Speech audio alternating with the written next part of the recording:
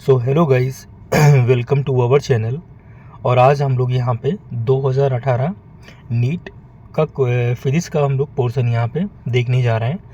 बहुत अच्छा पेपर आया था। और देखो, मेन चीज़ ये है कि कॉन्सेप्ट जो फिजिक्स में है वो लिमिटेड है।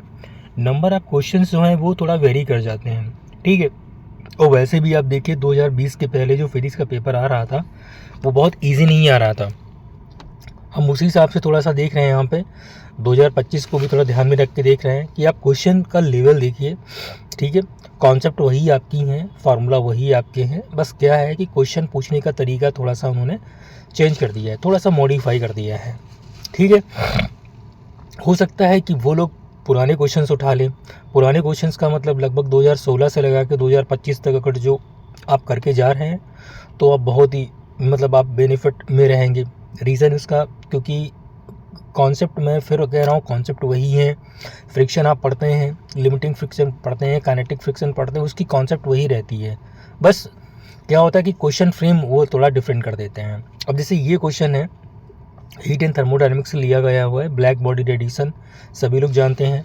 The power radiated by A black body in P and it radiated maximum energy at wavelength lambda naught, ठीक है। यहाँ पे ईज होगा, ठीक है। ये पावर है P।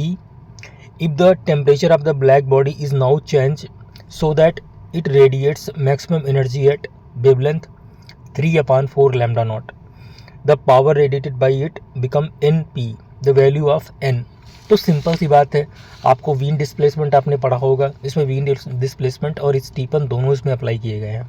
तो वीन डिस्प्लेसमेंट क्या बोलते हैं कि जो लैम्डा और जो टेम्परेचर होता है ये एब्सोल्यूट टेम्परेचर होता है, ये कांस्टेंट होता है। तो सबसे पहले आप क्या कीजिए, आप टेम्परेचर निकाल लीजिए, ठीक है। पावर आप लोग जानते ही हैं, अगर जो आप यहाँ से निकाल लेंगे E या फिर इसी को हम लोग P बोलते हैं, तो ये डायरेक्टली प्रोपोर्शनल किसके होता है, टेम्परेचर की होता है ना। ये बात आप लोग सभी लोग जानते हैं। तो लैम्डा दो आपको दी हैं, दो टेम्परेचर पे, तो आप T1 और T2 का रेशियो निकालिए और बाद में E1 और A2 का रेशियो निकाल लीजिए, मतलब वही P1/P2। तो पहला वाला P जो है वो P दिया है ना, और दूसरा वाला क्या दिया है, NP दिया है। और आप अगर जो इसको आप कंपेयर करके निकालते हैं λ1/λ2, तो क्या आएगा, T2/T1 आएगा, है ना, ऐसे तो आएगा। तो लैम्डा नॉट अगर जो आपने निकाला और ये हो जाएगा आपका 3 लैम्डा नॉट और यहाँ पे ये 4, तो लैम्डा से लैम्डा कैंसिल हो गया। ये जो 4/3 आया ये T2/T1 का रेशियो आया है ना। बाद में आप इस फॉर्मूले में रख के T1/T2 निकाल सकते हो, कोई बहुत बड़ी बात नहीं है, वही उन्होंने निकाला हुआ है। समझ में आ गया। तो देखो गाइस, मैं फिर आपको कह रहा हूँ कॉन्सेप्ट वही है, बस क्वेश्चन पूछने का तरीका। आप देखो ये क्वेश्चन जो उन्होंने पूछा है इसको देख लेते हैं। 2 wire are made of same material. अब देखो सेम मटेरियल बोल दिया उन्होंने। सेम मटेरियल का मतलब बहुत सारी चीज़ें उन्होंने सेम कर दी। सेम का मतलब इसकी डेंसिटी आपने सेम कर दी, है ना भाई। जो वो रॉड बनी जिस मटेरियल की है उसकी जो डेंसिटी वो क्या है, सेम है। और साथ में क्या बोल दिया, हैव सेम वॉल्यूम। अब वॉल्यूम भी सेम कर दिया। अब वॉल्यूम क्या होता है, वॉल्यूम होता है एरिया इंटू लेंथ। क्या होता है, एरिया इंटू लेंथ होता है, ये वॉल्यूम हमारा होता है। The first wire has cross sectional area A and second wire of the area cross sectional 3A। If the length of the first wire is increased by delta L on applying a force of F, how much force is needed to stretch the second wire of the same amount? अब देखो same amount का मतलब क्या हो गया, same amount का मतलब जितनी आपने स्ट्रेच करवाई थी डेल्टा एल वो आपको सेम रखनी है। और यहाँ पे जो सेम मटेरियल का मतलब ये हो गया कि यंग मॉडुलस उसका सेम है। यंग मॉडुलस का हम लोग जो फार्मूला जानते हैं, हम लोग ये वाला फार्मूला जानते हैं। क्या होता है, स्ट्रेस अपॉन स्ट्रेन होता है। क्या होता है, स्ट्रेस अपॉन स्ट्रेन। तो यहाँ पे स्ट्रेस अगर जो हम लोग करें तो F/A, और स्ट्रेन क्या होता है, डेल्टा L/L, यही तो होता है ना, FL और A डेल्टा L। अब इसको आपने सेम कर दिया है, वॉल्यूम भी आपने सेम किया। अब वॉल्यूम कैसे सेम कर सकते हो, तो वॉल्यूम सेम करने का जो मेन जो तरीका होता है वो होता है हमारा एरिया से मल्टीप्लाई कर दो। एरिया से मल्टीप्लाई कर दिया हमने, तो हमारा ये जो वॉल्यूम है ये हमारा सेम हो गया। हमारा ये वाला सेम है, हमारा ये सेम है, तो सिंपल सा हमारा अगर जो बात करें, ये जो फोर्स होगा ये ए स्क्वायर होगा। क्या होगा? ए स्क्वायर होगा। और डायरेक्टली होगा कैसे? देखो जरा भाई, एफ अपान क्या हो जाएगा हमारा? ए स्क्वायर, है ना, एफ अपान ए स्क्वायर हो जाएगा। तो इसका मतलब क्या हो जाएगा? और सब कुछ तो कांस्टेंट है, ये भी कांस्टेंट है, और यहाँ भी ये बोला है कि ये सेम अमाउंट से फिर से इसको उन्होंने किया है, खींचा है। सेम अमाउंट का मतलब डेल्टा एल, है ना, तो ये भी आपने सेम कर दिया। अब जब सब कुछ सेम हो गया तो मतलब सब कुछ कांस्टेंट हो गया, तो सीधे सीधे एफ जो होगा वो हमारा ए स्क्वायर मतलब एरिया स्क्वायर के क्या हो जाएगा? डायरेक्टली प्रोपोर्शनल हो जाएगा। अब सिंपल सा है कि पहले आपने ए जो मतलब इस पहले इसका एरिया कितना था? ए था, बाद में इसका एरिया आपने कितना कर दिया? 3a कर दिया। तो फोर्स पूछ रहे हैं, है ना, सेम अमाउंट का फोर्स पूछ रहे हैं, तो क्या हो जाएगा? 3 का स्क्वायर क्या हो जाएगा? 9। सिंपल है। अब ऐसे क्वेश्चन जो है उन्होंने मॉडिफाई करके पूछा। अब देखो कॉन्सेप्ट आपको क्लियर है, सेम मटेरियल बोला तो मतलब यंग मॉडलेस आपको लगाना ही लगाना है। सेम वॉल्यूम तो एरिया इंटू लेंथ का आपको मल्टीप्लाई करना है, फॉर्मूले में आपको वॉल्यूम लाना है। बाद में सेम अमाउंट बोला इन्होंने, तो देखो भैया सेम अमाउंट का मतलब हो गया जितना पहले उन्होंने खींचा था उतना ही आपने दोबारा खींचा है। तो ऐसे क्वेश्चन को अगर जो आप प्रोसीड कर रहे हो, देखो वही फॉर्मूला यूज़ किया इन्होंने, तो आपके क्वेश्चन जो है बहुत आसानी से निकल जाएंगे और कोई तकलीफ आपको नहीं होने वाली है गाइस। समझ में आ रहा है ना? अब देखो हीट एंड थर्मोडायनेमिक्स से एक और बहुत बेहतरीन क्वेश्चन उन्होंने बनाया और बहुत ही ज़बरदस्त क्वेश्चन बनाया है उन्होंने। ठीक है, कॉन्सेप्ट आपको क्लियर है तो मैं फिर कह रहा हूँ, फिजिक्स में कॉन्सेप्ट लिमिटेड होती हैं, नंबर आप क्वेश्चन बस खाली वेरी करते रहते हैं, पूछने का तरीका थोड़ा बहुत वेरी कर लेते हैं। उन्होंने क्या किया? जय मेंस से उठा लिया, जय एडवांस से जो क्वेश्चन कुछ सेगमेंट हो गए वो उठा लिए। इस टाइप से वो लोग कर रहे हैं आज की डेट में। ठीक है, लेकिन फार्मूले थोड़ी आप कर दोगे, जो उसकी कॉन्सेप्ट है वो तो वही रहेगी ना भाई। कॉन्सेप्ट जो आपने पढ़ी है उसमें थोड़ी आप चेंज कर दोगे। क्वेश्चन क्या है? देखो क्वेश्चन पढ़ो यहाँ पे। इस sample of 0.1 gram of water at 100 degree Celsius and normal pressure यहाँ पे दिया है इतना, requires 54 kilo calorie of heat. देखो इस वाले जो क्वेश्चंस, ऐसे जो क्वेश्चंस होते हैं इसमें आपको यूनिट का बहुत ही ध्यान रखना पड़ता है, कहाँ पे जूल इस्तेमाल करवा दे, कहाँ पे। अब देखो आंसर जूल में आया है और यहाँ पे कैलोरी में दिया हुआ है, तो आपको पहले तो क्या करना पड़ेगा? इसको जूल में कन्वर्ट करना पड़ेगा। अब 1 कैलोरी क्या होती है? 1 कैलोरी 4.2 के समथिंग जूल होती है। तो इसको आप क्या करो? 54 को 4.2 से मल्टीप्लाई कर लो पहले। ठीक है, लिखा है कि 54 calorie of heat energy to convert to steam at 100 degree Celsius. अब देखो 100 डिग्री सेल्सियस वाटर था, बाद में इसको आप 100 डिग्री सेल्सियस किस पे ले गए? स्टीम पे ले गए, और बोला कि इतनी एनर्जी लग गई यहाँ पे। तो बहुत अच्छे क्वेश्चंस हैं, मैं मतलब काफ़ी अच्छे क्वेश्चंस हैं। If the volume of steam produced 167.1 cc, ठीक है, the change in internal energy of the sample. तो देखो भाई एक्चुअली क्या है कि आपको डेल्टा यू उन्होंने पूछा है। ठीक है, तो कैसे निकालोगे डेल्टा यू? सबसे पहले आपको क्या निकालना है, इसका आप देख लीजिए यहाँ पे इनिशियल वॉल्यूम कितना था। ठीक है, इनिशियल वॉल्यूम अगर जो आप चेक करोगे यहाँ से तो आपको पता चलेगा इस sample of 0.1 gram of water. ठीक है, ये जो आपका दिया है ये दिया है मास, लेकिन क्या मास से हम लोग वो वॉल्यूम नहीं निकाल सकते हैं? डेंसिटी इक्वल टू क्या होता है? मास अपान वॉल्यूम होता है ना। मास हमें गिवन है तो क्या वॉल्यूम नहीं निकल आएगा हमारा? बिल्कुल निकल आएगा। कैसे? वॉल्यूम जब निकालेंगे इसका तो मास कितना दिया है? 0.1, और डेंसिटी सीजीएस में जो वाटर की डेंसिटी होती है वो कितनी होती है? 1 होती है। और अगर जो एमकेएस की बात करें तो वो 1000 होती है, किलोग्राम पर मीटर क्यूब। लेकिन सीसी की यहाँ बात की गई है तो सीसी में निकालते हैं। तो इनिशियल वॉल्यूम हमारा निकल गया, आ गया 0.1। फाइनल वॉल्यूम कितना आ गया हमारा?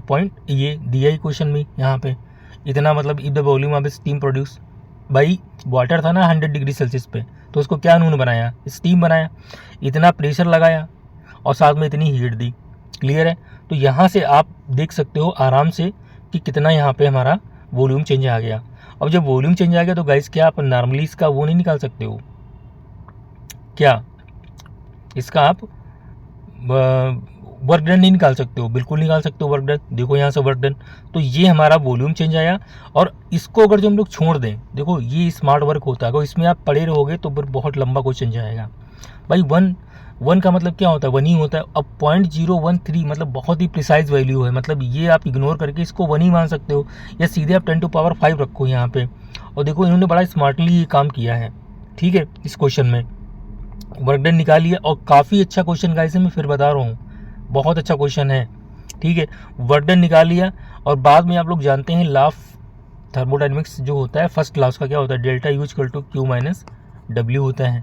पूछा आपसे क्या है, डेल्टा यू पूछा गया है, क्यू आपको दिया ही है क्वेश्चन में, कितनी दी है ये देखो, ये कैलोरी में दी है, लेकिन इसको आप क्या करो 4.2 से मल्टीप्लाई कर लो, ठीक है, 4.2 से मल्टीप्लाई कर लो इसको। और नहीं करना, देखो ऑप्शन बहुत दूर दूर है गाइस, देखो ऑप्शन यहाँ पे बहुत दूर दूर है। तो अगर जो नहीं आपको 4.2 से करना तो 4 से सीधे कर लो, 4 चौको 16 हो गया, 4 पंजे 20, 1 21 हो गया, ये कितना आ गया 216 आ गया, और ये किस में आ गया, जूल में आ गया। आपका जो वर्क निकला था गाइस ये देखो 16.7 निकला था, और आपने जो अभी जो दी है वो कितनी निकली है, 54 से मल्टीप्लाई किया ना आपने, तो 54 से अगर जो मल्टीप्लाई किया है 4 को, तो 4 चौको 16, 4 पंजे 20, 1 21, 216। अब देखो 216 और ये कितना आया 16, तो इसी के आसपास कहीं आंसर आएगा। देखो कुछ नहीं करना, आपको माइनस भी नहीं करना पड़ा, क्योंकि ऑप्शन देखो बहुत दूर दूर है। यहाँ पे देखो ना ऑप्शन कितनी दूर दूर है, ये वाला ऑप्शन आपका एग्जैक्ट आ गया यहाँ से। क्लियर है। क्वेश्चन आपको लगा कि बहुत टफ है, लेकिन क्वेश्चन को मैंने तोड़ दिया यहाँ पे, ठीक है। अब तोड़ने का, अगर जो आपको वहाँ पे इस क्वेश्चन को अगर जो आपने घर पे अपने रूम पे कम से कम 3-4 बार प्रैक्टिस किया होगा, तो आपको क्वेश्चन ये वहाँ पे आपके लिए ईजी हो जाएगा। वरना आप इसी में लटके रहोगे कि यार 0.1 ग्राम वाटर दिया है, इसका वॉल्यूम कैसे बनाएं, ठीक है। अब जब उसने देखो उसने आपको हीट दे दी है, आपसे चेंज इन इंटरनल एनर्जी पूछ रहा है, तो इसका मतलब है आप फ्लोट लगाओ, फ्लोट मतलब फर्स्ट लॉ ऑफ थर्मोडायनेमिक्स लगाओ, है ना। टेम्परेचर आपको दिया है कि इतने टेम्परेचर पे वो वाटर है, बाद में 100 पे ही आपको स्टीम बनानी है, 100 डिग्री सेल्सियस पे ही आपको क्या बनानी है, स्टीम बनानी है। वॉल्यूम कितना हो जा रहा है, वॉल्यूम भी आपको दे रहा है, तो सिंपल सी बात है गाइस यहाँ से कि आप वॉल्यूम इन्हीं से निकाल लो यहाँ से, तो ये 0.1 गया, ये 1 हो गया, तो ये कितना आ गया आपका 0.1 आ गया। क्लियर है। और डेल्टा वी करोगे तो यहाँ से इसको माइनस कर दो, पी आपको यहाँ पे गिवन है ये वाला, क्योंकि ये एमकेएस में दिया है, तो इसको चेंज नहीं करना है, बस आपको हीट को चेंज करना था यहाँ से। क्लियर। अच्छा क्वेश्चन है गाइस है, अगर जो ऐसे क्वेश्चन आप लगा के जा रहे हो तो आपके क्वेश्चन वहाँ पे नेसेसरी है कि बेनिफिट आपको वहाँ पे मिलेगा, ठीक है। अब देखो ये स्टोक लॉ से क्वेश्चन यहाँ पे है, स्टोक लॉ मतलब वही फ्लूइड वाला पार्ट। ये स्मॉल स्फीयर, ध्यान देना यहाँ पे स्फीयर की बात की है, स्फीयर का जो वॉल्यूम होता है वो कितना होता है, 4/3 πr³ होता है। बहुत अच्छे से सब कुछ ध्यान देना है, हालांकि मैं आपको बता रहा हूँ अभी देखना। Fall from rest in viscous liquid, viscous liquid में इसको डाल दिया गया है, उसकी रेडियस स्मॉल आर दी गई है। As a result heat is produced due to viscous force. अब जाहिर सी बात है जब आप विस्कस में डालेंगे तो हीट क्या होगी, प्रोड्यूस होगी, क्योंकि अल्टीमेट उसकी वेलोसिटी धीरे धीरे कमी होगी, है ना। ये चीज़ होती है ना भाई, कोई अगर जो आपको अपोज कर रहा है, विस्कस फोर्स क्या होता है, अपोजिट फोर्स होता है ना, तो वो क्या होगा, आपकी हीट उसमें प्रोड्यूस होगी, क्योंकि उसकी मोशन को आप अपोज कर रहे हैं। The rate of production of heat when the sphere attain a terminal velocity. अब टर्मिनल वेलोसिटी जब वो अटेन कर लेता है तो आपसे पूछा है कि रेट इसकी हीट का क्या होगा। सिंपल सा क्वेश्चन है, बहुत आसानी से ये क्वेश्चन आप कर लोगे। कैसे कर लोगे, आप लोगों को जाना है रेट ऑफ हीट का मतलब क्या होता है। रेट ऑफ हीट का मतलब गाइस होता है आपका सिंपल सा क्या, पावर, और पावर का फॉर्मूला वी नो दैट कि F इंटू वी होता है, मतलब फोर्स इंटू वेलोसिटी होती है, ये पावर हमारा होता है। फोर्स क्या होता है स्टोक लॉ में, मतलब जब आप किसी विस्कस लिक्विड में किसी बॉल को आप ड्रॉप करते हो तो उसमें फोर्स जो अप्लाई होता है वो होता है 6 पाई ईटा RV, है ना, 6 पाई ईटा RV, यही तो होता है फोर्स, है ना। समझ में आ रहा ही नहीं आ रहा है। और इसने क्या कर ली है भाई, टर्मिनल स्पीड इसने गेन कर ली है ना। क्या गेन कर ली है, टर्मिनल स्पीड इसने गेन कर ली है, तो ये VT हो जाएगा भाई। इसने बोला ना क्वेश्चन में क्या गेन कर लिया, टर्मिनल। और जो गाइस आपने को जो फॉर्मूला टर्मिनल स्पीड का पढ़ा होगा तो क्या होता है 2/9 ईटा, और यहाँ पे ये R², और ये बॉडी की डेंसिटी माइनस लिक्विड की डेंसिटी, ठीक है, यही तो होता है। और साथ में क्या होता है, G होता है। तो ये जो V हमारा होता है ये डायरेक्टली किसके होता है, R² के होता है, तो यही तो V हमको रखना है यहाँ पे। क्लियर है। तो हमने क्या किया, हमने यहाँ पे जो ये वी था, मतलब इसको हमने वी, जो वी था ये वी हमने कर दिया, ठीक है।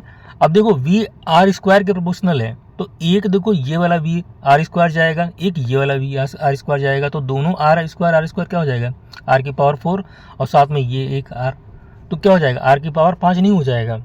भाई सिंपल सा है क्वेश्चन, कोई बहुत डिफिकल्ट तो है नहीं। मैंने आपको कॉन्सेप्ट पूरी हमें क्लियर कर दी।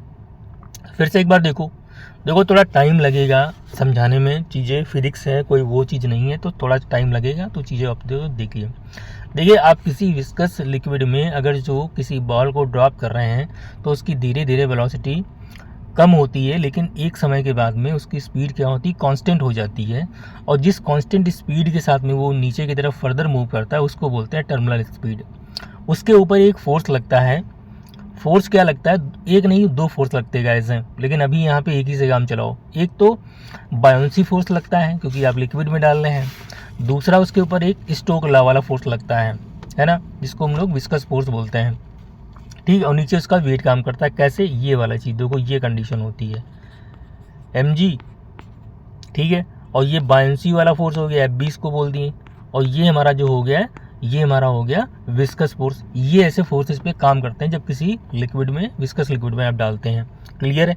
इसके अलावा गाइस अगर जो आप यहाँ पे ये देखो, इन्होंने हीट लॉस पर सेकेंड पूछा है, तो हीट लॉस पर सेकेंड का मतलब हो गया, या रेट ऑफ हीट प्रोडक्शन, वही मतलब बात है।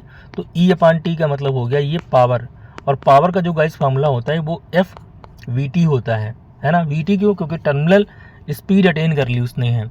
अब इसको जब आप करोगे तो 6 पाई ईटा, और ये RV मतलब RVT, और ये VT, क्लियर है। अब VT जो हो गया ये आर स्क्वायर के प्रोपोर्शनल है, और यहाँ भी आर स्क्वायर है। अब ये आर स्क्वायर, ये आर स्क्वायर, आर की पावर 4 हो गए, और एक आर यहाँ पे ये, तो ये आर की पावर कितनी हो जाएगी, 5। और ये कम से कम 2 बार नीट में क्वेश्चन पूछा गया है, ऐसे ही प्रोपोर्शनलिटी वाला पूछा गया है, ठीक है। समझ में आ गया होगा, ज़्यादा इसमें अब नहीं पढ़ते हम लोग हैं। चलो आगे देखते हो, ये तो एनसीईआरटी क्वेश्चन है, बच्चों वाला क्वेश्चन है, इसको आराम से आप कर सकते हो। इसमें मास अगर जो आपको पता है किसका ज़्यादा होता है तो आप क्वेश्चन बहुत आसानी से कर सकते थे। ये वाला मास देखो गाइस क्या होता है, मास जो होता है वो प्रोटॉन का इलेक्ट्रॉन से क्या होता है, ज़्यादा होता है। चार्ज क्या होता है, वो कम होता है। ये चार्ज सेम होता है दोनों का, लेकिन मास जो होता है वो प्रोटॉन का ज़्यादा होता है, क्लियर है। अब देखो जिसका ज़्यादा मास होगा वो क्या होगा, जल्दी बोलो भाई। अगर जो आप इसको ऐसे ही सिंपली अगर जो आप इसको सॉल्व करना चाहो तो मास किसका ज़्यादा होता है, प्रोटॉन का, ठीक है। तो time of fall of the electron in comparison to time of fall of the proton, ठीक। तो देखो यहाँ से क्वेश्चन पहले पढ़ते हैं। A electron fall from dist through a vertical distance h in a uniform and vertical upward directed electric field, मतलब electric field ऊपर की तरफ लग रही है लेकिन इलेक्ट्रॉन को नीचे गिराया जा रहा है। The direction of electric field is now reverse keeping its magnitude the same. A proton is allowed to fall from the rest in it through a same vertical distance. अब प्रोटॉन इलेक्ट्रॉन को मतलब यहाँ पे drop किया गया है। The time of fall of electron in comparison to time of fall of the proton. तो देखो गाइस सिंपल सी बात है, आपको कुछ नहीं करना है, आपको ये देखना है कि दोनों की डिस्टेंस क्या है, सेम है ना, डिस्टेंस सेम है दोनों की। तो फार्मूला क्या लगेगा, अब देखो UT plus half AT square, तो U इनिशियल 0 हो जाएगा, हाफ AT की बात करें तो A क्या हो जाएगा हमारा, फोर्स अपॉन मास हो जाएगा, है ना। और ये टाइम स्क्वायर, अब यहीं से जो कुछ होगा यहीं से हम लोग सॉल्व करेंगे। रीज़न क्योंकि हमारा जो ये वाला पोर्शन है ये हमारा सेम है ना, हाइट तो सेम है। अब F क्या होता है, F होता है हमारा QE और ये M और ये T स्क्वायर है गाइस, क्लियर है। इन्होंने चार्ज भी सेम दे रखा है, इलेक्ट्रिक फील्ड क्या है, सेम है, क्योंकि चार्ज दोनों पे होता है सेम, इलेक्ट्रिक फील्ड भी सेम है। अब बात आ गई यहाँ पे T स्क्वायर और M की, है ना। तो ये भी सेम है, ये भी सेम है, ये भी सेम है, ये भी सेम है, ये भी सेम है। तो T स्क्वायर जो होगा वो हमारा होगा डायरेक्टली प्रोपोर्शनल टू M के, या T जो होगा वो अंडर रूट क्या हो जाएगा, M के, ठीक। तो भैया जिसका मास ज़्यादा होगा उसमें टाइम क्या लगेगा, ज़्यादा लगेगा भाई, डायरेक्टली प्रोपोर्शनल टू M है ना, रूट में। अगर ये रूट नहीं भी लगा तो तब भी तो काम था ना। तो जिसका मास ज़्यादा होगा उसको टाइम क्या लगेगा, ज़्यादा लगेगा, और जिसका मास कम होगा वो क्या होगा, उसका टाइम कम लगेगा। Time of fall of electron in comparison to time of fall of proton, तो क्या होगा, स्मॉलर होगा कि ज़्यादा होगा। इलेक्ट्रॉन का पूछा है तो इलेक्ट्रॉन का मास कम होता है, और जब इलेक्ट्रॉन का मास कम है तो उसको टाइम भी क्या लगेगा गाइस, बोलो सोच के बताओ ना, कम ही लगेगा, स्मॉलर लगेगा। ये क्वेश्चन गाइस एनसीईआरटी में आपके गिवन है टेक्स्ट बुक में, आप इसको देख सकते हो आराम से, कोई बहुत बड़ी बात नहीं है, लेकिन क्वेश्चन अच्छा है और ऐसे क्वेश्चन वहाँ पे कंफ्यूज क्रिएट कर सकते हैं, इसीलिए यहाँ पे एक बार प्रैक्टिस करके जाइए आप। एक pendulum is hung from the roof of a sufficiently high building and is moving freely to and fro like a simple harmonic oscillator. एक पेंडुलम है, इधर उधर दाएं बाएं जो है मूव कर रहा है, सिंपल पेंडुलम जैसे मूव करता है। The acceleration of bob of the pendulum is 20 metre per second, ये एक्सेलरेशन आपको दिया हुआ है। At a distance 5 metre from the mean position the time period, तो मीन पोजीशन से 5 मीटर की दूरी पे आपको टाइम पीरियड बताना है। सिंपल सा गाइस है, एज इक्वल टू होता है हमारा ओमेगा स्क्वायर एक्स, अगर जो मॉड में हम लोग रखें तो, है ना, मॉड में रखें तो हमारा वैसे तो माइनस लगा होता है, लेकिन मॉड में ओमेगा स्क्वायर एक्स होता है, तो हमारा ए हमारा कितना दिया है 20, और ओमेगा स्क्वायर की बात करें यहाँ पे तो ओमेगा स्क्वायर अभी छेड़ते नहीं है, अभी सिर्फ इसी की बात करते हैं। ये 5 हो गया, ये 5, ये हाँ ये 4 हो गया। अब जब ओमेगा निकालोगे गाइस तो हमारा कितना आ गया, 4 आ गया, और वी नो दैट ओमेगा कुछ नहीं होता है, 2 पाई अपान टी होता है, और ये 4, तो 2 दूना 4, तो टी सिंपली हमारा कितना आ गया, पाई बाई 2 आ गया। कितना आ गया, पाई बाई 2। कितना आ रहा है, फिर से करें, अच्छा सॉरी गलती हो गई, देखो 4 आया था ना, 5 चौको 20, तो ओमेगा हमारा कितना आ जाएगा, 2 आ जाएगा भाई। ओमेगा स्क्वायर आया था ना 4, तो ओमेगा कितना आ जाएगा 2, तो ये हम जब करेंगे तो ये 2 पाई अपान टी, और यहाँ पे ये 2, तो यहाँ से ये कैंसिल, तो टी इक्वल टू क्या हो जाएगा, ये पाई। सिंपल है, ये देखो चौथा वाला ऑप्शन इसका हो जाएगा। अब ये क्वेश्चन गाइज आप देखो नीट एग्जाम में इसी फार्मूले पे कितनी तरीके से उन्होंने क्वेश्चन पूछा हुआ है।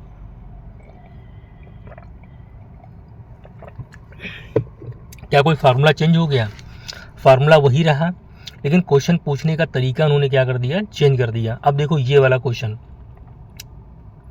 The electrostatic force between a metal plate of an isolated parallel plate capacitor C having a charge Q and area A. देखो ये मैं उसके लिए बता रहा हूँ जो इसने अभी तक कुछ भी नहीं पढ़ा है, ठीक है, और जो पढ़ भी चुके हैं कोई दिक्कत नहीं है, दोनों के लिए है। और अगर जो आपको वीडियो अच्छा लग रहा है तो सब्सक्राइब भी कर देना, ठीक है। अब ये क्वेश्चन गाइज बताओ, कम से कम अगर जो PYQ आपने लगाए होंगे तो कम से कम ये आपको 4 बार क्वेश्चन मिला होगा, 4 बार क्वेश्चन मिला होगा। ये फोर्स पूछ लेते हैं पैरेलल प्लेट कैपेसिटर पे, तो फोर्स क्या होता है, फोर्स सिंपली से क्या होता है, सिंपल हमारा जो फोर्स होता है वो QE होता है भैया, ये तो हम लोग जानते हैं QE होता है। अब इलेक्ट्रिक फील्ड को हम लोग कैसे तोड़ेंगे, तो इलेक्ट्रिक फील्ड जो हमारी गैस होती है एक प्लेट की मदद से, क्योंकि एक प्लेट का दूसरी प्लेट पे पूछा है ना, तो क्या हो जाएगा हमारा सिग्मा 2 एप्सिलॉन नॉट, यही तो हम लोग पढ़ रखे हैं, ये हमारी इलेक्ट्रिक फील्ड हो गई। क्लियर है। अब सिग्मा 2, और पूछा इन्होंने क्या है, चार्ज भी दिया है इन्होंने, तो चार्ज हमारा क्या होता है, Q, जो सिग्मा हमारा होता है वो हमारा होता है सरफेस चार्ज डेंसिटी, मतलब Q अपान A, है ना, तो ये Q, और ऑलरेडी Q दिया था यहाँ पे, ठीक है, और A, और यहाँ पे 2, और ये एप्सिलॉन नॉट A, तो Q स्क्वायर हो गया, A हो गया, 2 एप्सिलॉन नॉट A हो गया, है ना। अब आप देख लो यहाँ से जो भी आपको निकालना है निकाल लो आराम से। फोर्स पूछा ना इंडिपेंडेंट ऑफ डिस्टेंस, हाँ बिल्कुल इंडिपेंडेंट ऑफ डिस्टेंस, डिस्टेंस का तो मतलब ही यहाँ पे नहीं है भाई, Q square 2 epsilon not A आया था, तो डिस्टेंस तो नहीं आई। Inversely proportional to distance, distance भैया आई ही नहीं है, डिस्टेंस नहीं है, इंडिपेंडेंट है ना। Proportional to square root of distance, distance वाले पे ही उन्होंने पूछा और डिस्टेंस ही फार्मूले नहीं आई। जब डिस्टेंस नहीं फार्मूले में आई तो कोई मतलब ही नहीं बनता है। क्लियर है, क्योंकि चार्ज कांस्टेंट कर दिया। अब जब चार्ज कांस्टेंट कर दिया तो आप सी ला ही नहीं सकते हो, और सी कब ला सकते हो, जब आप डिस्टेंस, सी तब लाओगे जब उसमें डिस्टेंस होगी तब। क्लियर है, हाँ ऐसे क्वेश्चन आते हैं। अगर अच्छा लग रहा हो तो चैनल को सब्सक्राइब भी कर देना, ठीक है। अब ये फार्मूला आप रट लो, डायरेक्टली रट लो, एकदम ज़बरदस्त, इस साल के लिए बहुत ज़्यादा इंपॉर्टेंट है। डायरेक्ट क्वेश्चन मिल जाएगा आपको, कुछ नहीं करना पड़ेगा, कुछ भी नहीं करना, वरना इसको लगाते रह जाओगे गाइस, चक्कर खा जाओगे। कम से कम 3 बार क्वेश्चन ये पूछा गया है नीट के अंदर। अपने एक्सपीरियंस से, मैं बहुत बार मैंने पेपर दिया है तो मुझे पता है, बहुत एक्सपीरियंस से मैं बोल रहा हूँ, ये क्वेश्चन 3 बार पूछा गया है नीट के अंदर। चक्कर खा जाओ, गिर जाओगे वहाँ, चक्कर आ जाएंगे क्वेश्चन पढ़ते हुए। क्वेश्चन क्या है पहले ये देख लो। क्वेश्चन है tuning fork is use to produce resonance in glass tube. Glass tube में रिजोनेंस परफॉर्म करवाया जा रहा है ट्यूनिंग फॉर्क वहीं रख के, है ना। देखो experiment. The length of the air column is in this tube can be adjusted by variable piston at room temperature of 27 degree Celsius. Two successive resonance are produce 20 centimetre and 73 centimetre. सबको तो दिया है of column length. Its frequency of tuning fork 320 hertz. The velocity of sound in air at 27 degree से सब कुछ उसने temperature. देखो भाई जब आप रिजोनेंस एयर उसमें रिजोनेंस ट्यूब में आप करवाते हो रिजोनेंस, तो वहाँ पे आपको एक टेम्परेचर मेंटेन करना पड़ता है, क्योंकि देखो टेम्परेचर नहीं मेंटेन करोगे तो लिक्विड फ्लो भी कर सकता है भाई। ऐसे यहाँ पे कुछ ये होता है ना, रिजोनेंस ट्यूब होती है ना, वही उसी में पानी वानी भरा होता है, उसमें जो है लेंथ ऑब्जर्व करते रहते हैं। और यहीं पे क्या रखा होता है, ट्यूनिंग फॉर्क रखा होता है, यहीं इसको वाइब्रेट करवाते हैं इसके बगल में ही चले जाके। तो वाइब्रेशन फ्रीक्वेंसी वो भी टेम्परेचर डिपेंडेंट होती है, और जो लिक्विड भरा हुआ है वो भी टेम्परेचर डिपेंडेंट। इसलिए ना टेम्परेचर ना कांस्टेंट रखना पड़ता है, ठीक है। इसलिए ना टेम्परेचर दे रखा है यहाँ पे, टेम्परेचर नहीं बदल रहे हैं। टेम्परेचर बदल देंगे तो सब कुछ गड़बड़ा जाएगा मामला, समझ रहे हो ना। तो यहाँ ऐसे यहाँ पे काम, तो डायरेक्टली गाइस इसका जो फार्मूला होता है ये आप फार्मूला याद कर लो। 2 और ये फ्रीक्वेंसी और यहाँ पे लेंथ जो होती है वो L2 - L1 होती है। ये बहुत ज़बरदस्त फार्मूला आपका काम आएगा। और इसी सेम ऐसे ही कॉन्सेप्ट पे 3 बार कम से कम नीट के अंदर क्वेश्चन पूछा गया है, सेम कॉन्सेप्ट पे, ठीक है। एयर कॉलम दे देंगे और लेंथ दे देंगे कि भाई देखो पहला रेजोनेंस इस लेंथ पे मिल रहा है, दूसरा वाला इस लेंथ में मिल रहा है, फ्रीक्वेंसी इतनी है, तो बताओ वेलोसिटी कितनी होगी। क्लियर है। The velocity of sound in air at, तो निकाल सकते हो डायरेक्टली, कोई दिक्कत वाली बात नहीं है। चलो आगे आते हैं। आगे यहाँ पे ये बोर्स एटॉमिक मॉडल यानी मॉडर्न फिजिक्स का क्वेश्चन यहाँ पे रखा गया है। और ये क्वेश्चन बहुत आसान गाइस होते हैं, इनको आप आराम से बना सकते हो। क्वेश्चन क्या दिया है, the ratio of kinetic energy to total energy of an electron. अब देखो काइनेटिक और टोटल जो होती हैं वो सेम होती हैं, लेकिन टोटल जो होती है वो निगेटिव होती है, काइनेटिक हमेशा पॉजिटिव होती है। काइनेटिक हमेशा पॉजिटिव होती है, ये ध्यान रखना। और पोटेंशियल क्या होती है, वो डबल होती है। दोनों के पोटेंशियल क्या होती है, डबल होती है। अगर ये कॉन्सेप्ट आपके दिमाग में चल रहा है तो ये क्वेश्चन आपके लिए हलवा है, ठीक है। तो रेशियो ऑफ काइनेटिक एनर्जी, अब काइनेटिक एनर्जी है तो ठीक है प्लस होगा हमारा, टोटल एनर्जी है तो भाई हमारा क्या होगा, माइनस होगा। बस 1:-1 वही उन्होंने पूछा है, 1:-1। और ये भी क्वेश्चन कई बार पूछा है, एक बार नहीं कई बार क्वेश्चन पूछा है, ठीक है। तो कहाँ यार मतलब क्वेश्चन वो बनाएंगे, ये भी तो बात है। क्वेश्चन तो वही रहेंगे ना, क्वेश्चन नए थोड़ी बनाएंगे।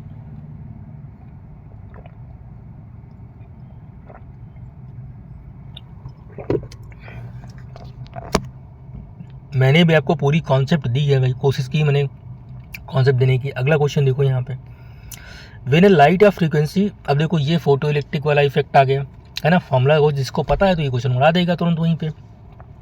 When a light of frequency 2 μ0 where μ0 is threshold is incident on a metal surface, the maximum velocity of electron is v1, ठीक है।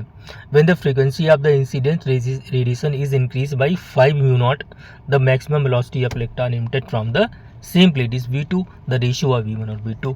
तो भैया हमको पता है जो काइनेटिक एनर्जी, जिस काइनेटिक एनर्जी से इलेक्ट्रॉन निकलता है उस मेटल प्लेट से, तो वो होता है एनर्जी जो हम लोग डालते हैं उस मेटल सरफेस पे, और -5 मतलब वर्क फंक्शन। वर्क फंक्शन वो मिनिमम एनर्जी होती है जिससे फोटो इलेक्ट्रॉन इजेक्ट होते हैं। उससे कम अगर एनर्जी आप दे रहे हो तो फोटो इलेक्ट्रॉन नहीं उसमें से निकलेंगे। ये फॉर्मूला तो पता ही होता है। अब काइनेटिक एनर्जी है तो इसको हम लोग क्या लिख सकते हैं, 12mv², है ना। और जो एनर्जी हमारी होती वो क्या होती है, h होती है। क्या होती है, h। तो एक बार आप 2 μ करके काम कर लो, और माइनस ये 5, इसको आप एलिमिनेट भी कर सकते हो। कैसे, माइनस करके एलिमिनेट कर सकते हो। अब ऐसे ही कर लो इसको, 12m ये v1² हो जाएगा, 12m v2²। और यहाँ से गाइस आप करोगे तो h, और यहाँ पे क्या हो जाएगा हमारा ये 5 μ0 और ये -5, ठीक है। अब इसको आप भैया कैसे भी सॉल्व कर लो, माइनस करके सॉल्व कर लो या नीचे डिवाइड करके सॉल्व कर लो, ये आप पे मैं छोड़े दे रहा हूँ। v1/v2 का रेशियो आपको निकालना सिर्फ है, ठीक है। या इसको आप माइनस करके भी सॉल्व कर सकते हो। दोनों इक्वेशन को माइनस कर लो, v1 - v2 का स्क्वायर, ये वाला कट जाएगा, आपका निकल के आ जाएगा आंसर। क्लियर है, ये देख लो यहाँ से लगाया इन्होंने पूरा। चलिए और देखते हैं। अच्छा क्वेश्चन था। अब देखो रेडियो एक्टिविटी वाला को जो क्वेश्चन है ये नहीं आया, मतलब है नहीं सिलेबस में, तो इसको हम लोग डिस्कस नहीं करेंगे। हाँ, ये क्वेश्चन गाइज अच्छा क्वेश्चन है और ऐसे क्वेश्चन आप लोगों ने लगाए भी होंगे। मैं आपको कॉन्सेप्ट इसकी दे रहा हूँ, ये ध्यान रखना, ठीक है। कॉन्सेप्ट मैं आपको पूरी दे रहा हूँ। एन इलेक्ट्रॉन, ये एनसीईआरटी एग्जाम्पलर में क्वेश्चन दिया है, एनसीईआरटी एग्जाम्पलर में ध्यान देना। An electron of mass m with initial velocity v not i, और v नॉट क्या है, 0 से ज़्यादा है, मतलब कहीं ना कहीं ये हमारा जो इधर मूव कर रहा है इस साइड में, ठीक। इंटर एन इलेक्ट्रिक फील्ड, अब इलेक्ट्रिक फील्ड किधर लग रही है, इलेक्ट्रिक फील्ड लग रही है गाइज हमारी इस साइड में, और हमारा जो इलेक्ट्रॉन मूव कर रहा है वो इस साइड में। इलेक्ट्रॉन पे चार्ज क्या होता है, माइनस का, है ना। और इलेक्ट्रिक फील्ड हमारी लग रही है, इलेक्ट्रिक फील्ड किधर से लगती है, प्लस से माइनस की तरफ लगती है इलेक्ट्रिक फील्ड, मतलब कहीं ना कहीं इधर लग रही है इलेक्ट्रिक फील्ड हमारी। क्लियर है। At time t equal to 0, time t equal to 0, if the lambda not is de Broglie wavelength at time t, ठीक है। तो पूछा इन्होंने क्या है, if lambda not is its de Broglie wavelength at time t is.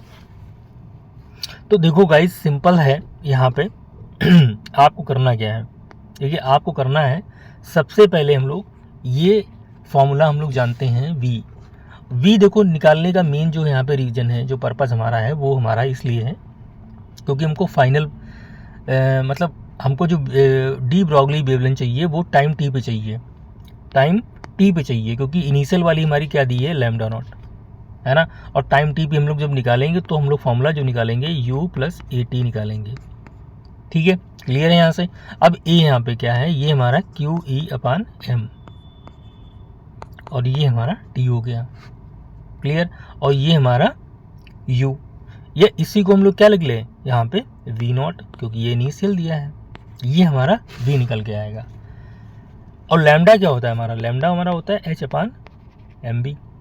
अब ये M B जो हमारा होगा ये एम वी नॉट कर लो इसको, तो ये लैम्डा नॉट हो जाएगा।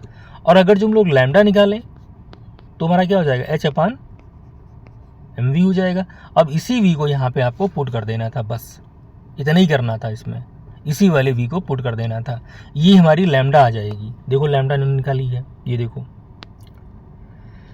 लैम्डा निकाल ली इन्होंने, देखो वही फॉर्मूला सेम एकदम लगा के रख दिया, ठीक है। अब कॉमन लेना बस खाली आपको है, क्या कॉमन लेनी है, वी नॉट। अब देखो जब वी नॉट यहाँ से निकाले इन्होंने तो नीचे ये जो वी नॉट होगा ना गाइस, यहाँ तो 1 बचेगा, लेकिन ये वाला जो वी नॉट होगा ये यहाँ पे आ जाएगा, ये ध्यान रखना है। मतलब ये कॉमन लेने का एक तरीका होता है, कॉमन कैसे लेते ये यहाँ पे सिखा दिया इन्होंने। फिजिक्स आप अगर जो क्वेश्चंस लगाएंगे तो आपको फिजिक्स के साथ में कैलकुलस भी आपको स्ट्रॉन्ग रखना है। तो ये जो जब इन्होंने वी नॉट बाहर निकाला है तो यहाँ तो ये 1 बचेगा, लेकिन ये वी नॉट यहाँ पे आ जाएगा, और बस यही तो आपसे पूछा गया था यहाँ से। ये जो वैल्यू वाइज है ये इनिशियल वैल्यू नहीं दिख रही है आपको, है अभी हमने बताया था लैम्डा नॉट जो होते है वो क्या होता है, H upon M B naught, ये इनिशियल नहीं दिख रही है, तो H upon M B naught की जगह आप क्या रख दो, लैम्डा नॉट रख दो यहाँ पे, ये हमारा लैम्डा नॉट हो जाएगा, ये बस लैम्डा हमारा निकल के आ गया। फिर से समझो, कुछ नहीं करना है आपको, आपको सिर्फ फाइनल वेलोसिटी निकालनी है, और फाइनल वेलोसिटी ऐसे निकाल लोगे, ए टी, ए क्या हो जाएगा, क्यू ई अपान एम, और यहाँ पे ये टी। क्लियर है, ये समझ में आ रहा है ना। अच्छा, जब ये समझ में आ गया तो क्या ये नहीं समझ में आएगा आपको, एच और नीचे क्या हो जाएगा ये वी नॉट, और प्लस क्यू ई अपान एम साथ में टी। अब वी नॉट अब निकालो यहाँ से कॉमन, क्या निकालो, वी नॉट कॉमन निकाल लो। तो जब वी नॉट कॉमन निकालोगे तो ये लैम्डा और ये एच, वी नॉट कॉमन ले लिया, अंदर 1 प्लस क्यू ई टी, और नीचे क्या हो जाएगा एम वी नॉट। क्लियर, ये वी नॉट कैसे आ गया समझ में आ गया होगा, ठीक है। अच्छा एम बाहर था क्या, अच्छा एम भी इन्होंने बाहर निकाल लिया है, एम को क्या निकाल लिया, बाहर निकाल लिया, तो एम भी हम बाहर निकाल लेते हैं, ठीक है, क्योंकि हमको एम बी नॉट चाहिए था। अब ये H upon M B naught जो होगा वो किसके बराबर होगा, लैम्डा नॉट के। अब उसमें मैच करवा लीजिए, ये देखो सीधे मिल गया आपको। बहुत अच्छे क्वेश्चन गाइज हैं ये वाले, बहुत अच्छे क्वेश्चन हैं। अगर जो आप यहाँ से सीख के जा रहे हो तो वहाँ पे आपको बहुत आसान ही चीज़ें लगेंगी। अगर जो यहाँ पे आप 2-3 बार इसको प्रैक्टिस कर लिए, कम क्वेश्चन करवा रहे हैं लेकिन देखो एक्सप्लेन मैं कर रहा हूँ, एक एक चीज़ को बहुत अच्छे से एक्सप्लेन कर रहा हूँ। और अगर जो आपको एक्सप्लेनेशन में कोई वो लग रही हो तो चैनल को सब्सक्राइब जरूर कर लेना, ठीक है। एक्सप्लेनेशन आपको बहुत अच्छे से दे रहा हूँ मैं। An inductor of 20 milli henry, a capacitor 100 microfarad and resistor 50 ohm are connected in series across a source of EMF. ये 10 sin 314 t the power loss in the circuit. अब देखो पावर लॉस का जो फॉर्मूला सिंपल सा guys होता है, ये होता है VRMS। हाँ ये ध्यान रखना है, VRMS क्या होता है, Z होता है, I² RMS और Z, ये होता है फॉर्मूला। सिंपली क्या होता है, I² ये RMS वैल्यू और साथ में Z मैंने क्यों लिया, क्योंकि इम्पीडेंस लेना पड़ेगा, क्योंकि तीनों चीज़ें यहाँ पे हमको गिवन है, ये देखो। ठीक, अब देखो ये तो हमें R मिल गया, लेकिन ये हमें L दिया है, तो हमें क्या निकालना पड़ेगा, XL निकालना पड़ेगा। XL का फॉर्मूला होता है ओमेगा L। ये हमें C दिया है यहाँ पे, तो हमें क्या निकालना पड़ेगा, XC निकालना पड़ेगा। और इसका फॉर्मूला क्या होता है, 1/ओमेगा C, है ना। अब ओमेगा कैसे निकाले, ओमेगा आपको 314 यहाँ पे दिया हुआ है, तो इसको यहाँ पे पहले पुट कर दो, L को पुट कर दो, फिर यहाँ पे पुट करो तो XC निकलेगा, फिर आपका XL निकलेगा। अब ये क्वेश्चन थोड़ा सा ट्रिकी है, थोड़ा सा कैलकुलेटिव क्वेश्चन पड़ जाएगा। फिर आप Z निकालोगे, Z कैसे निकालोगे, वैसे ही XL डिफरेंस, ध्यान देना डिफरेंस में लिखा है यहाँ पे मैंने, और ये XC और ये होल स्क्वायर और प्लस यहाँ पे क्या हो जाएगा, ये R²। जो वैल्यू बड़ी हो उसको आप आगे रख लो, जो छोटी हो उसको पीछे रख लो। ऐसे करके आप सॉल्व करो। थोड़ा सा देखो लेंदी क्वेश्चन ये बन जाएगा इस, लेकिन आप सॉल्व करके एक बार जरूर लेके जाओ इसको, ठीक है। सॉल्व कर लो तो क्वेश्चन आपका इतना देखो लेंदी नहीं आएगा, क्योंकि नीट अब इतना टफ क्वेश्चन डिफिकल्ट नहीं पूछता है, ठीक है। समझ में आ रहा है ना, अच्छे क्वेश्चन गाइस लग रहे हैं ना, अच्छे क्वेश्चन को लग रहे हो तो प्लीज़ चैनल को सब्सक्राइब कर देना। और पूरा कोशिश करूँगा मैं कि ये पूरा वीडियो मैं कंप्लीट करूँ, सेकेंड पार्ट में लेके आऊँगा। कॉन्सेप्ट में आपको देखो फिर से मैं बता रहा हूँ, कॉन्सेप्ट यही रहेंगे इसमें, ठीक है। और नीट, अब भाई देखो बहुत कम टाइम बचा हुआ है नीट एग्ज़ाम में, तो आप लोग पूरा शिद्दत से जुट जाइए। होली भी कंप्लीट हो गई है, मार्च भी इधर कंप्लीट हो गया। 4 मई तो कल ही हो गई थी, आज तो 5 मई है, आज मैं वीडियो रिकॉर्ड कर रहा हूँ, ठीक है। तो आपका फ़र्ज़ यही है कि प्लीज़ टेस्ट सीरीज आप लगाते रहिए लगातार, और जो है सब कुछ आपके फेवर में आएगा, ठीक है। पैनिक मत होइए, इस सिचुएशन में पैनिक होंगे तो फिर दिक्कत हो जाएगी। चलिए फिर मिलते हैं अगले वीडियो में, इसका सेकंड पार्ट जल्दी लेके आऊँगा मैं, कल तक लेके डाल दूँगा मैं। तब तक के लिए बाय और पढ़ते रहिए।